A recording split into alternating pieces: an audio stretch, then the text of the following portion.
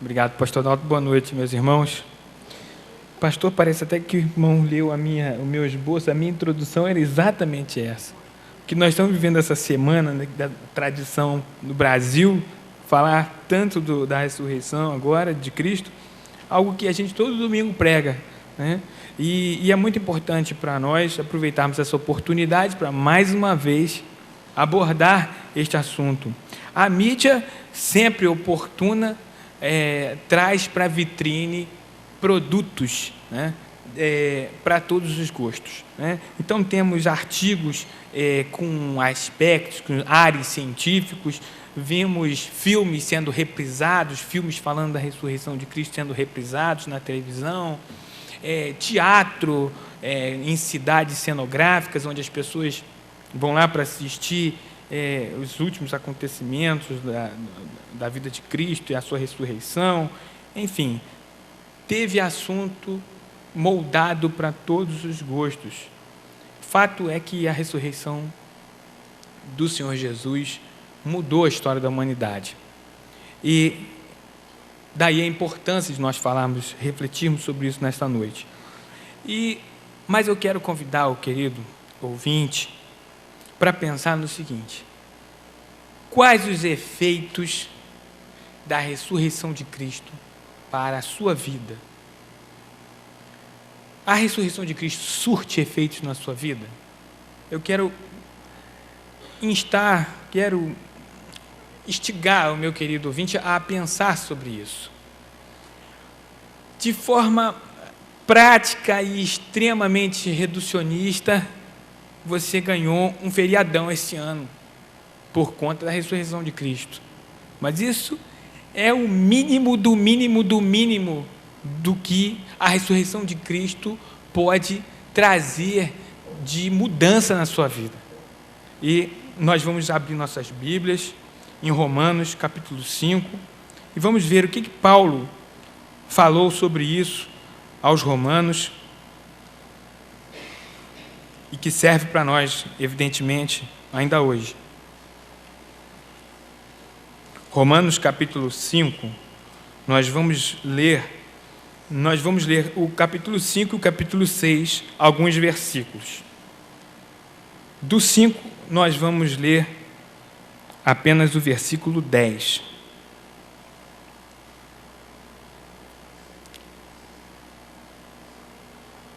Diz assim a palavra do Senhor: porque se nós, sendo inimigos, fomos reconciliados com Deus pela morte de seu Filho, muito mais, estando já reconciliados, seremos salvos pela sua vida.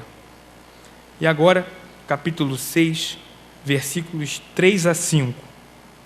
Ou não sabeis que todos quantos fomos batizados em Jesus Cristo, fomos batizados na sua morte, de sorte que fomos sepultados com ele pelo batismo na morte, para que, como Cristo ressuscitou dos mortos pela glória do Pai, assim andemos nós também em novidade de vida.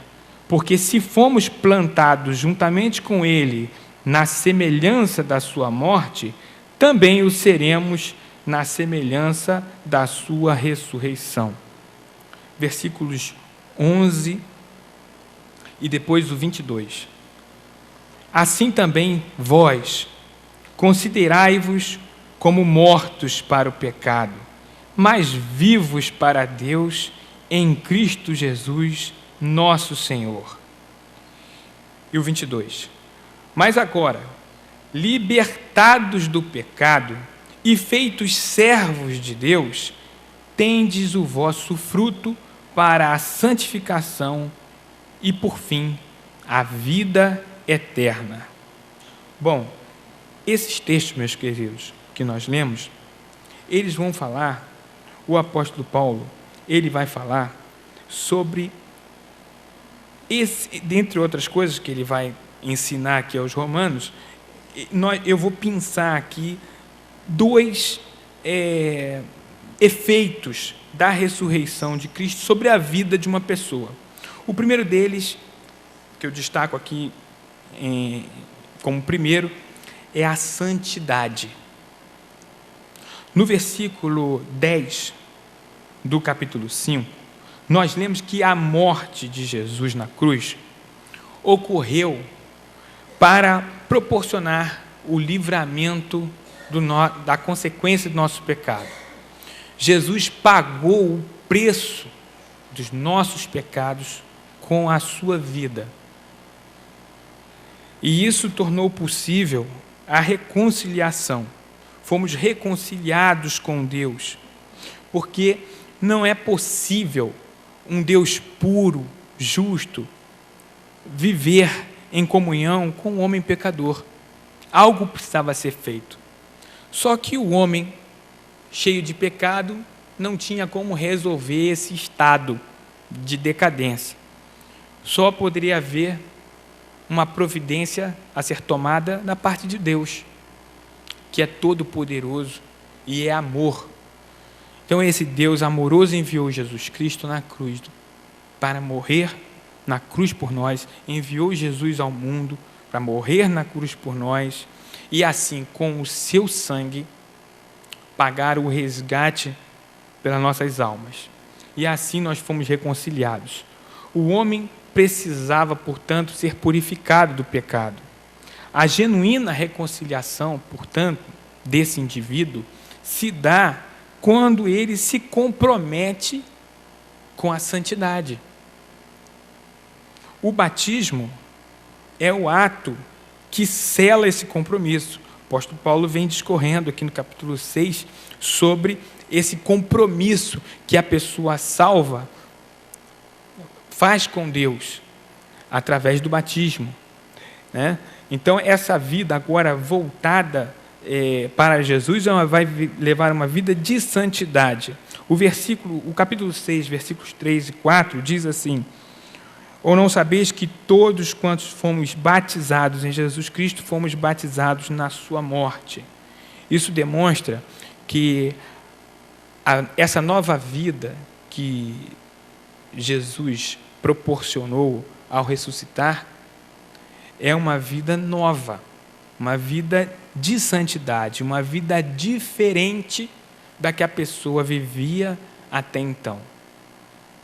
É uma vida onde essa pessoa vai viver exclusivamente para os propósitos de Deus. Isso é santidade. Uma vida afastada dos pecados, voltada para a vontade de Deus. Essa é a nova vida, essa é a novidade de vida que lemos aqui no versículo 4. Que ao ressuscitar dos mortos pela glória do Pai, podemos então andar também, assim como Jesus, em santidade, em novidade de vida. Bom, ainda no versículos 11 e 12, falando sobre a santidade, diz assim: assim também vós considerai-vos como mortos para o pecado, mas vivos para Deus em Cristo Jesus, nosso Senhor. E no 12, não reine, portanto, o pecado em vosso corpo mortal, para lhe obedecerdes em suas concupiscências. Meu querido, o primeiro resultado da ressurreição de Cristo é proporcionar uma vida livre da ação terrível do pecado. Todo crente sincero é um ressuscitado. Ele já morreu para o pecado e agora vive uma nova vida com Cristo, na presença e na companhia de Deus. E isso só foi possível, como está escrito aqui, como Paulo nos ensina, porque Jesus ressuscitou. Então quero deixar registrado aqui para o meu irmão querido, para o meu amigo querido, um dos efeitos da ressurreição de Cristo sobre a vida do indivíduo, o indivíduo que crê no Senhor Jesus. Eu ouvi um pastor, há muitos anos atrás, dar a seguinte ilustração sobre essa questão do sacrifício de Jesus resolvendo o problema do pecado do homem. Ele dizia o seguinte: que um pecado humano, que o sangue de Cristo não tivesse sido suficiente para pagar, teria retido Jesus na sepultura. Ele ressuscitou porque ele quitou completamente a dívida que havia do homem pecador para com Deus. O sacrifício de Jesus foi suficiente, foi bastante capaz de eliminar a dívida que tínhamos com Deus. O sangue dele nos purifica de todo pecado. O sacrifício de Cristo na cruz foi suficiente pelo sacrifício que eu teria que passar pelos meus pecados, pelo sacrifício que você teria que passar pelos seus, e pelo sacrifício que a humanidade toda teria que passar pelos pecados de cada um. Isso porque Jesus ressuscitou. Aleluia! Isso é motivo de muita alegria para nós. Todos os domingos nós nos alegramos com essa notícia alvissareira da ressurreição de Cristo. Nossa dívida foi paga. Graças a Deus por isso. Assim, todo crente pode vencer o pecado. Todo crente tem o poder no Espírito Santo para resistir, vencer o pecado, ter uma vida isenta de pecado. E é isso que diz o apóstolo Paulo aqui. Ele está de fato livre do pecado, livre para ser um servo da justiça. Um segundo efeito da ressurreição de Cristo sobre a vida de uma pessoa é a vida eterna. Essa é mais uma maravilhosa dádiva de Deus, conquistada por Cristo Jesus ao ressuscitar. E no versículo que lemos aqui, versículo 5 do capítulo 6, temos aqui uma promessa. Assim como Cristo ressuscitou, nós também ressuscitaremos. Jesus Cristo, em seu ministério terreno, ele também prometeu dar a vida eterna. Não é só o apóstolo Paulo que está falando isso. O Senhor Jesus, enquanto estava na terra, ele dizia às multidões, ficou registrado lá no Evangelho de João: as minhas ovelhas ouvem a minha voz, e eu conheço-as, e elas me seguem, e dou-lhes a vida eterna, e nunca hão de perecer, e ninguém as arrebatará da minha mão. Que maravilhoso! O Senhor Jesus já sabia da sua missão. O Senhor Jesus estava consciente e disposto a realizar a sua obra salvadora, por amor a nós, a mim e a cada um aqui em particular. A vida eterna só é possível, portanto, através de Cristo Jesus. Muitas religiões oferecem o benefício da transcendência, mas sem qualquer eficácia. Isso porque só Jesus prometeu e cumpriu ao ressuscitar. Isso é um fato. Ele disse, ficou registrado também no Evangelho de João: eu sou a ressurreição e a vida. Quem crer em mim nunca morrerá. Está no Evangelho de João, capítulo 11, versículos 25 a 26. Eu sou a ressurreição e a vida. Quem crer em mim nunca morrerá. Há aqueles que buscam a transcendência longe das religiões, buscando sensações de espiritualidade através da meditação, através de exercícios respiratórios, espirituais. Meus irmãos, eu não estou viajando, não. Isso existe mesmo. Está aí nas últimas revistas aí. Tem gente buscando a transcendência através de exercício de respiração. Há também aqueles que esperam, pasmem, na ciência. A ciência evoluiu muito nesses últimos séculos. Hoje, a expectativa de vida de uma pessoa, do ponto de vista da média mundial, é 68,7 anos. Essa é a expectativa média de vida, dada as soluções no campo da saúde encontrada, né, os avanços tecnológicos. E eles acreditam que a ciência possa fazer o milagre de curar completamente, de eliminar totalmente todas as doenças. Esse é o sonho das pessoas que creem na ciência. Mas isso não é a vida eterna prometida por Jesus, não. E tem também aqueles que acreditam que um dia a pessoa vai conseguir congelar toda a sua consciência num chip, para no futuro alguém chegar lá e desabrochar novamente aquelas informações e a pessoa ressurgir. Essas são as pessoas que dependem da ciência para transcender.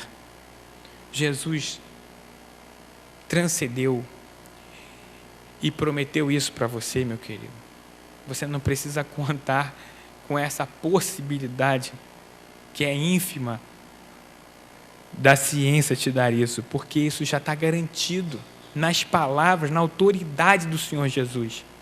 A vida eterna dá ao crente a verdadeira dimensão que a sua existência passou a ter. Assim, o crente passa a perceber e a avaliar a sua vida sobre essa nova perspectiva, dentro dessa nova perspectiva. E isso traz grandes diferenças, grandes mudanças na vida da pessoa.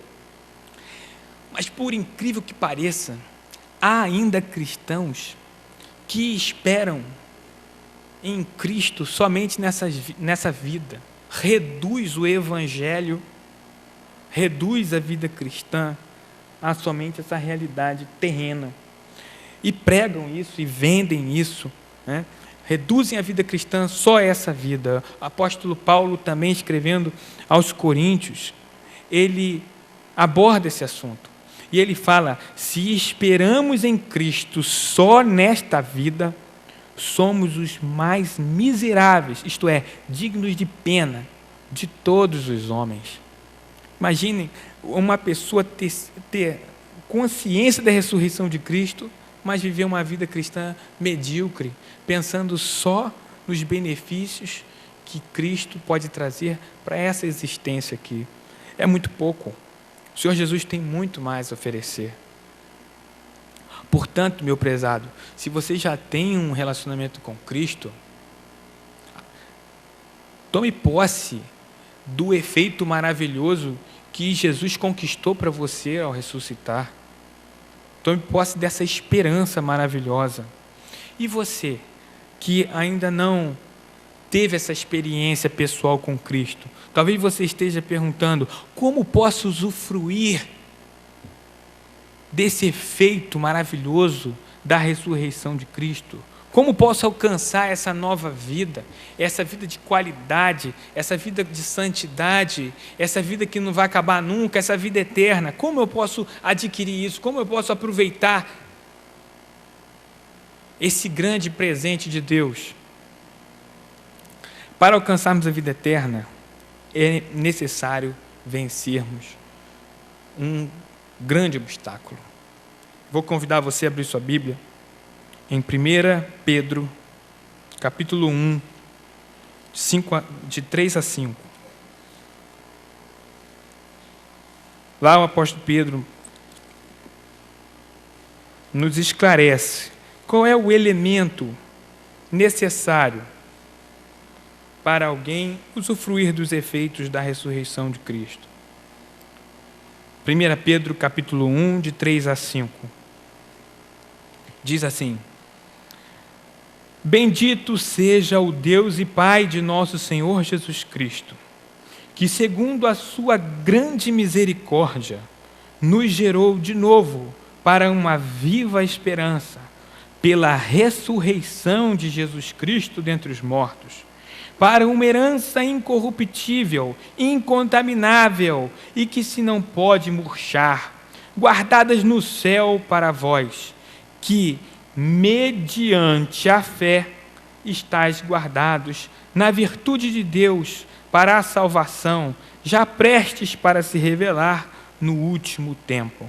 Então, meu prezado, vemos aí que para alcançarmos a vida eterna é necessário vencermos o obstáculo que está dentro de nós, a incredulidade. Às vezes a incredulidade é espontânea no homem natural. Mas, em outras vezes, essa incredulidade é enxertada por pregadores fundamentalistas do ateísmo. São militantes que influenciam milhares de pessoas. Atualmente fala-se em neoateísmo. É um movimento, ele existe. São pessoas mobilizadas para pregar que o Senhor Jesus não ressuscitou, que tudo isso não passa de uma ilusão, enfim. E esse grupo tomou força, segundo se sabe, depois dos eventos de 11 de setembro. E esses grupos, então, foram assumindo uma proporção maior. E eu estou dando esse alerta para que você sonde o seu coração e veja se o posicionamento que você tem até agora foi um pensamento adquirido por informações que você recebeu,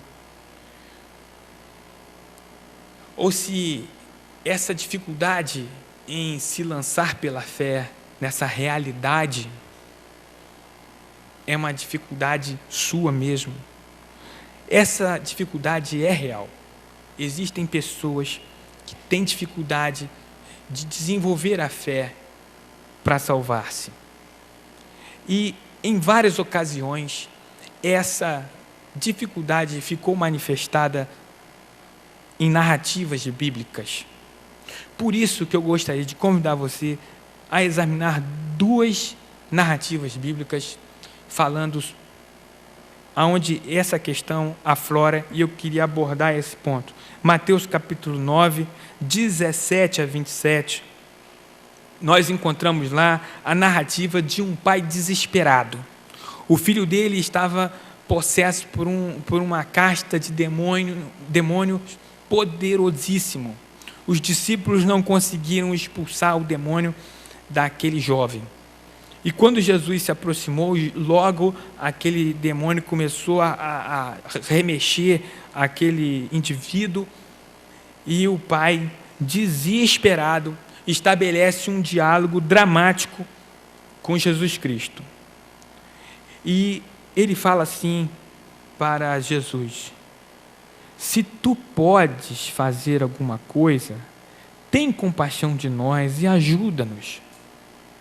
E Jesus disse: se tu podes crer, tudo é possível ao que crê.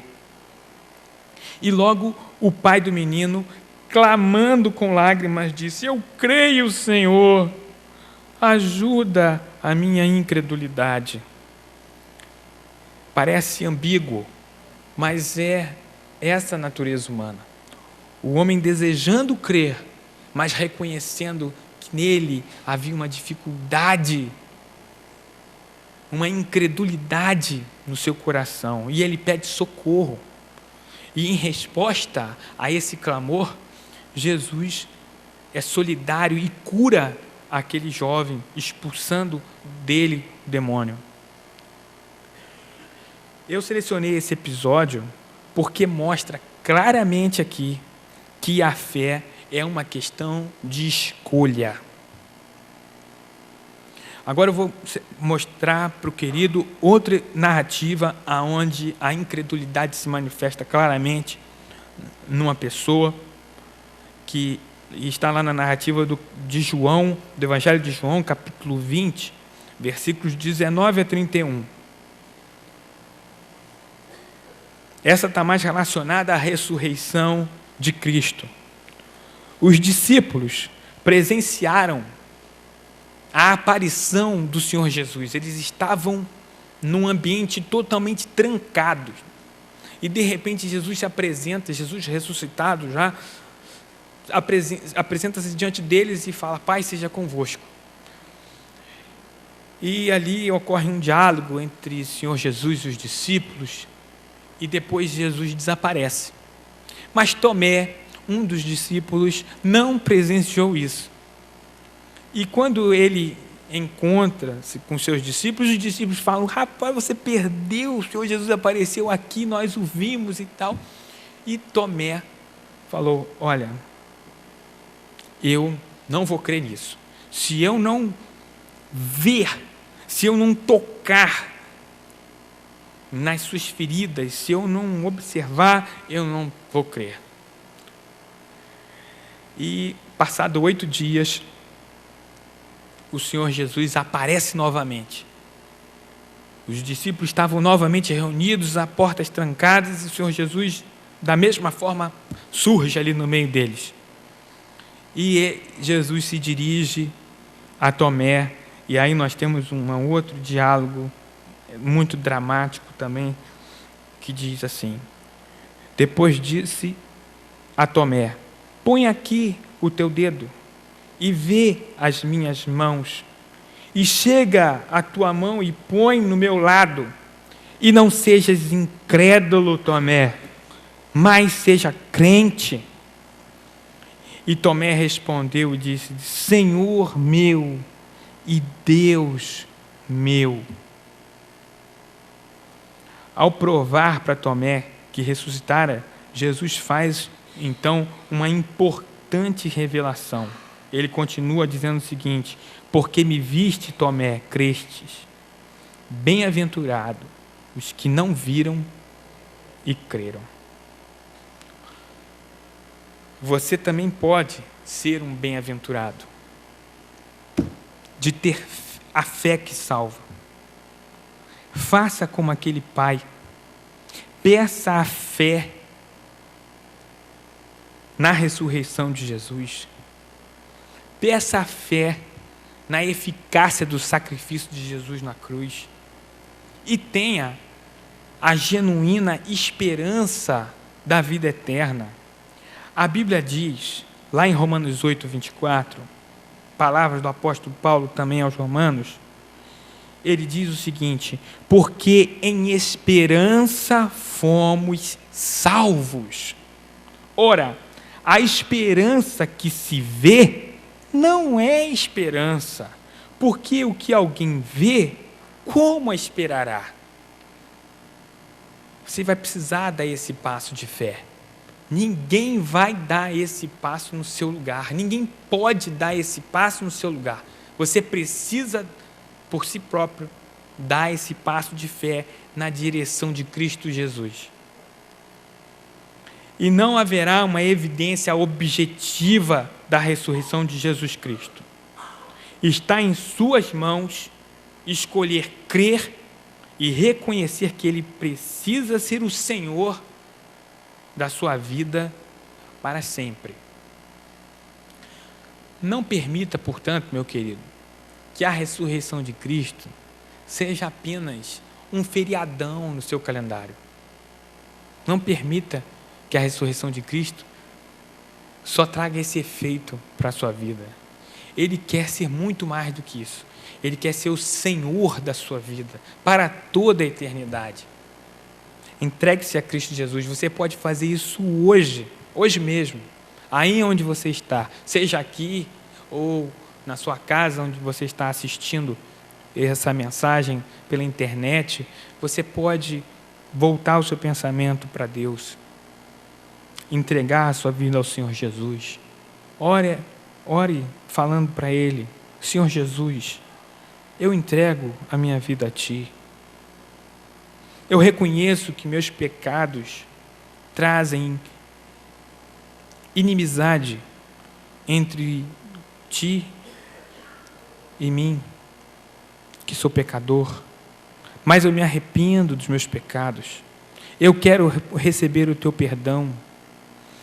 Eu quero receber a purificação dos meus pecados. Eu quero ser um servo teu.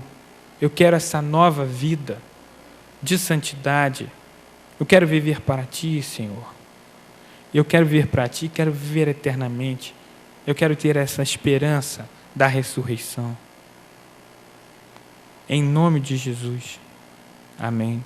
É assim que você deve orar. É assim que você deve fazer. Pedindo a Deus que lhe dê essa fé. A fé é um dom de Deus. E você pode receber tanto a fé como a salvação, todas essas dádivas eternas, reservadas na eternidade para você, desde a eternidade para você. Esse é o desejo dessa igreja, esse é o desejo desse servo que está te falando agora. E não vá embora, não deixe que outros assuntos assumam prioridade na sua vida, que não seja esse agora. Amém.